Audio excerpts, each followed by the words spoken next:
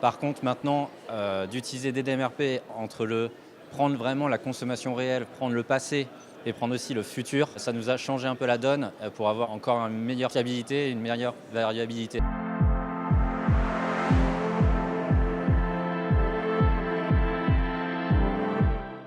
Donc Julien Prudhomme, du coup je suis dans l'amélioration continue au niveau de la supply chain de la société Legrand au niveau France. Mon travail il consiste du coup à une partie à mettre en place l'outil du coup B2Wise et du coup la méthode des DMRP au niveau France et le déployer, de la diffuser aux collaborateurs et qu'ils puissent encore mieux paramétrer l'outil B2Wise et du coup la méthode des DMRP. Entre la vision MRP et la vision des DMRP, la vision MRP, on n'a vraiment eu que la partie prévision. Au niveau de Legrand, les prévisions sont toujours fausses, comme on dit, mais on les avait.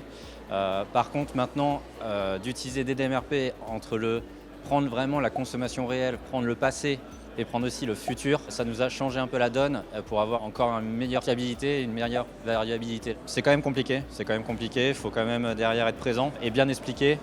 Et c'est vrai que la formation des Debrix permet du coup vraiment d'ouvrir un peu l'esprit là-dessus et de se dire ah ouais, et les gens tout de suite ont le déclic suite à cette formation, ils comprennent vraiment l'utilité et en disant le côté pratique chez eux, ils disent ah ouais, en fait ça va me permettre de mieux réagir et du coup d'avoir des bonnes alertes au bon moment.